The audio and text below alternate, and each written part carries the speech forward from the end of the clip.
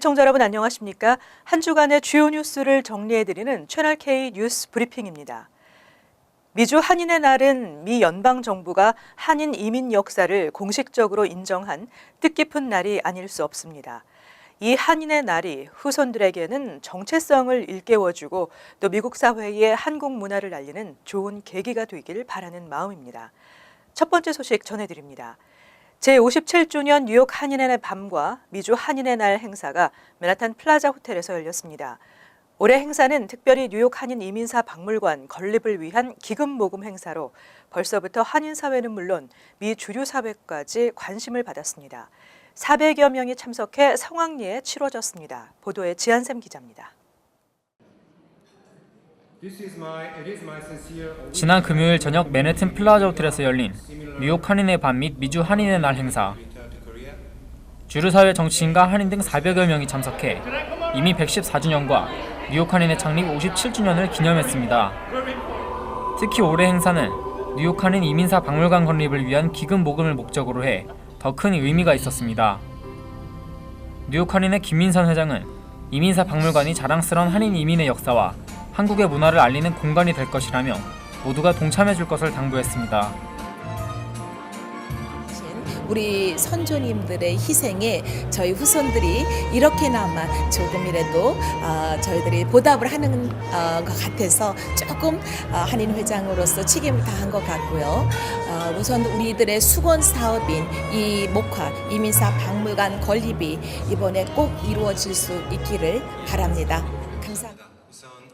김기현 뉴욕 총영사가 축사를 하고 톰 수오지 연방 하원의원, 토비엔 스타비스키, 에드 브라운스타인, 고든 존슨 등 뉴욕과 뉴저지 정치인들도 자리를 함께하고 한인의 날을 축하했습니다.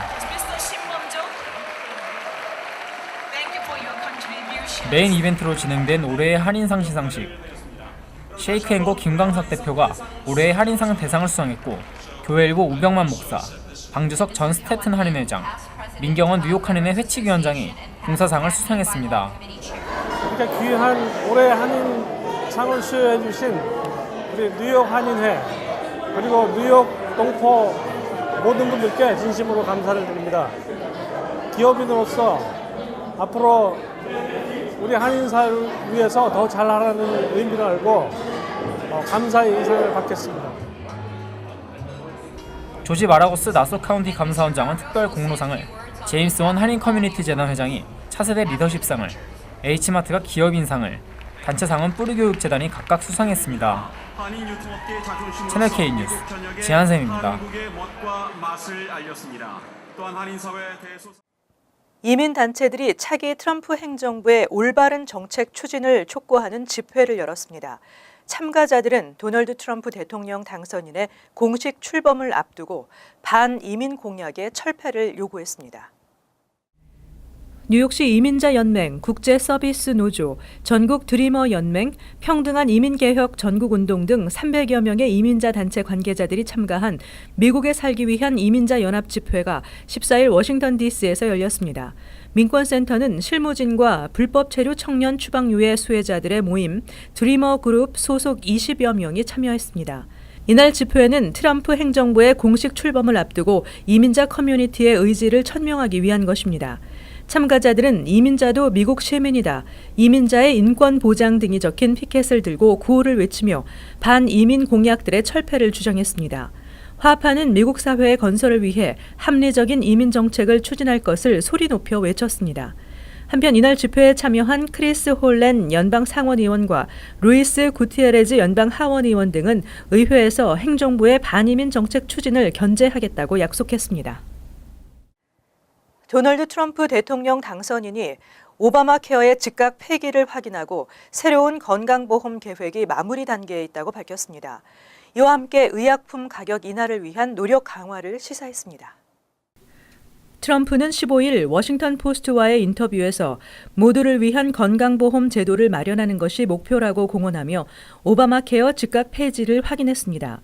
하지만 새 건강보험 제도 계획이 거의 마무리됐다고 밝히면서도 새 건강보험 제도에 대한 구체적인 계획은 공개하지 않았습니다.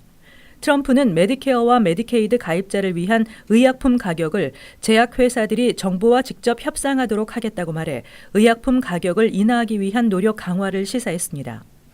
약값을 낮추기 위해 정부가 직접 협상에 개입하겠다는 의지를 표명한 것입니다. 미국은 세계에서 의료비와 약값이 가장 비싸다는 불만이 누적된 차에 제약회사들의 터무니없는 약값 책정 사건 등이 줄줄이 불거지면서 국민적 공분을 불러일으킨 바 있습니다. 한편 16일 뉴욕타임즈의 보도에 따르면 오는 20일 트럼프 대통령 취임식을 앞두고 기부금이 1억 달러가 넘는 것으로 나타났습니다. 이는 대통령 취임식 기부금으로는 사상 최고액입니다. 지난 2009년 버락 오바마 대통령 취임식 기부금은 5,300만 달러였습니다. 트럼프 대통령 당선인은 불법 체류 청년 추방유예 행정명령의 즉각 폐지를 공언한 바 있습니다. 한편 다카 수혜자들을 보호하기 위한 법안이 연방의회에서 추진되고 있습니다. 법안은 다카 수혜자들의 조건부 신분 보호를 내용으로 하고 있습니다. 다카 수혜자들의 신분이 유지될 수 있을 것이라는 낙관적 전망이 조심스럽게 나오고 있습니다. 마이크 코프만 의원과 루이스 구티에레즈 연방 하원 의원은 다카 수혜자 보호를 위한 브릿지 법안을 상정했습니다. 법안은 공화당과 민주당에서 각각 3명의 의원이 공동 스폰서로 참여했습니다.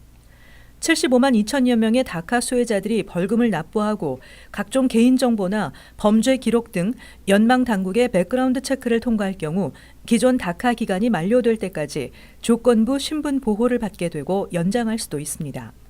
다만 지난 2012년 다카 승인자에 한해 적용되며 이들은 어린 나이에 미국에 와서 자랐고 범죄를 저지르지 않았으며 국가 안보에 위협을 주지 않았다는 점을 증명해야 합니다. 상원에서 린지 그람 의원과 딕 더빈 의원이 상정한 법안의 하원 버전입니다. 한편 폴 라이 연방 하원 의원은 현재 하원 공화당 의원들과 트럼프 행정부 측이 다카 수혜자들을 보호하기 위한 방안을 함께 모색하고 있다며 추방은 없고 인도적 해결책을 논의하고 있다고 전했습니다. 앞으로 학교 총기 규제 완화 문제를 놓고 논란이 예상되고 있습니다. 도널드 트럼프 행정부의 베시 디보스 교육장관 내정자가 교내 총기 소지 허용 방안을 적극적으로 지지하고 나섰습니다. 베시 디보스 교육장관 내정자는 17일 상원의 인준청문회에서 교내 총기 소지 여부에 대한 결정은 연방정부가 아닌 지방과 주정부 관리들이 해야 한다고 밝혔습니다. 디보스 내정자는 와이오밍주의 한 학교가 곰 때문에 학교 건물 주변에 펜스를 둘러친 사실을 거론하면서 그 학교에는 총이 있을 것으로 본다고 말했습니다. 자기 방어 차원에서 교내 총기 소지를 허용해야 한다는 취지의 언급입니다. 실제 디보스 내정자는 2012년 샌디훅 총기 난사 사건 후 총기 금지 구역 폐지를 공언한 트럼프 지지를 묻는 질문에 그렇다면 지지할 것이라고 답변한 바 있습니다. 하지만 26명이 희생된 샌디훅 초등학교 총기 난사 사건과 관련해서는 총기 폭력 때문에 희생된 모든 사람과 그들의 가족들을 생각하면 가슴이 찢어진다고 말하기도 해 일관성 논란을 일으키기도 했습니다. 디보스 내정자는 학교 선택권을 강조하는 바우처 제도와 차터스쿨의 확대를 주장하는 인물입니다. 이날 인준청문회에서도 이 같은 입장을 고수하면서 대담한 개혁가라는 극찬과 교육장관에는 부적절하다는 엇갈린 평을 받았습니다. 뉴욕 한인 학부모협회가 올해 첫 정례회의를 열고 브롱스 몬트피어 병원 시위와 음력설 명칭 바로잡기 캠페인 등 주요 계획을 발표했습니다. 한편 뉴욕 뉴저지 일원 공립학교에서는 각종 설 행사가 이어질 예정입니다. 이보연 기자가 전해드립니다. 플러싱 189 중학교에서 열린 2017년 뉴욕 한인 학부모협회 첫 정례회의. 최윤희 공동회장과 협회 관계자들은 다음 달 2일로 예정된 브롱스 몬트피어 병원 시위를 알리며 한인 사회의 많은 참여와 관심을 요청했습니다. 아직 큰 진전은 없고 지금 말씀하신 대로 병원에서는 계속 막고 있고 많은 분들 참석 바라주셨으면 감사하겠습니다. 이번 4차 항의 시위에는 토니 아벨라 뉴욕주 상원 의원도 참석해 기자회견을 열고 진실 규명을 촉구할 계획이며 당일 오전 10시 한양마트 플러싱 매장 앞으로 오시면 참여할 수 있습니다. 협회 측은 최근 뉴욕 필하모닉의 중국 설날 표기로 다시 불거진 음력 설 명칭 문제를 바로잡기 위한 캠페인을 전개해 나갈 것을 밝히며 한인 사회가 적극적으로 커뮤니티에 바른 설 명칭을 알려줄 것을 당부했습니다. 을 보시는 분이나 또 그 방송을 들으시는 분들이나 자녀들한테도 다 얘기해서 뭐 잡지에 놨든지 신문에 했든지 아니면은 무슨 회사에서든지 그거를 차이니즈 뉴이어라고 할 때는 그거는 안 된다 이렇게 정확하게 얘기를 해주시고요. 한편 오는 설날을 맞아 뉴욕, 뉴저지 이런 학교들에선 다채로운 설날 행사를 준비하고 있습니다. 뉴욕 189중학교는 부채춤과 북춤 등 각종 전통 문화 공연을 선보이고 뉴저지 팰리세이즈 팍 고등학교는 26일과 27일 한국 음식, 전통놀이 체험 등 다양한 설날 행사를 개최할 예정입니다. 채널 K 뉴스 이보현입니다. 17일부터 영주권 신청서를 접수하기 전 취업이민 청원서 승인만으로 워크 퍼밋을 받을 수 있게 됐습니다. 개정안은 이 밖에 취업이민 신청자의 피해를 최소화하는 방안들이 포함되어 있습니다. 17일부터 I-140 워크퍼밋 개정안이 발효됐습니다. 영주권 문호 우선일자로 인해 취업 이민 1, 2, 3순위 신청자들 중 I-140을 승인받은 경우 I-485를 제출하지 못했어도 워크퍼밋을 사전에 발급받을 수 있게 됐습니다. 이에 따라 이미 I-140을 승인받은 H-1B 비자, 주재원 비자, 그리고 특기자 비자 소지자의 본인과 배우자, 미혼 자녀 등이 I-485 접수 전 워크퍼밋을 신청할 수 있게 됐습니다. 또한 I-140을 승인받은 경우 스폰서를 변경해도 기존의 우선일자가 그대로 유지됩니다. 따라서 스폰서를 변경하더라도 승인받은 I-140의 우선일자를 갖고 동종 유사업종의 새 직장에서 취업 이민 수속을 신속하게 진행할 수 있게 됐습니다. 이 밖에 일단 I-140이 승인되면 6개월이 지났을 경우 고용주가 취업 이민을 철회하거나 폐업하더라도 효력을 유지하게 됩니다. 이로 인한 취업 이민 신청자의 피해를 최소화했습니다. 한편 트럼프 새 행정부가 이 개선 방안에 제동을 걸 가능성도 예측되고 있습니다. 하지만 새 규정을 시행하려면 적어도 6개월에서 1년은 걸리기 때문에 이 기간 많은 사람들이 혜택을 누릴 수 있을 것으로 예상되고 있습니다. 뉴욕과 뉴저지 터널과 교량의 통행료 미납 차량에 대한 처벌이 한층 강화됩니다. 앞으로 5년 내에 3회 이상 통행료 미납이면 차량 등록이 취소됩니다. 앤드루 쿠오모 주지사는 18일 통행료 미납 차량 처벌 강화 규정을 발표하고 즉시 시행에 들어간다고 밝혔습니다. 앞으로 뉴욕주에서 5년 이내에 3회 이상 통행료를 미납할 경우 차량 등록이 취소됩니다. 과거에는 18개월 이내 5회 이상 미납 차량에 한해 등록을 취소했습니다. 상업용 차량의 경우에는 5년 안에 통행료 미납액이 $200 이상 되면 등록이 취소됩니다. 해당 차량 소유주는 당국으로부터 먼저 등록 취소 경고문을 받게 됩니다. 그래도 기한 내에 밀린 통행료와 연체료를 납부하지 않으면 주 차량국은 등록 취소 절차를 밟게 됩니다. 이에 대해 이의가 있으면 차량 소유주는 DMV 행정심판원에 이의를 제기할 수 있습니다. 그리고 결과가 나올 때까지는 취소 절차가 보류됩니다. 이 규정은 메트로폴리탄 교통공사, 뉴욕 뉴저지 항만청, 뉴욕 트루웨이 공사, 뉴욕 교량 공사 등이 관리하는 교량과 터널에 모두 적용됩니다.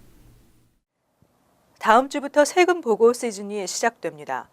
론킴 뉴욕주 하원 의원을 비롯해 민권센터, 플러싱 YMCA, 또 뉴욕시 소비자보호국 등에서 저소득층 한인 납세자를 위한 무료 세금 보고 대행 서비스를 실시한다고 알렸습니다. 많은 도움 되시길 바랍니다. 이상으로 채널 K 뉴스 브리핑을 마칩니다. 시청해주신 여러분 고맙습니다.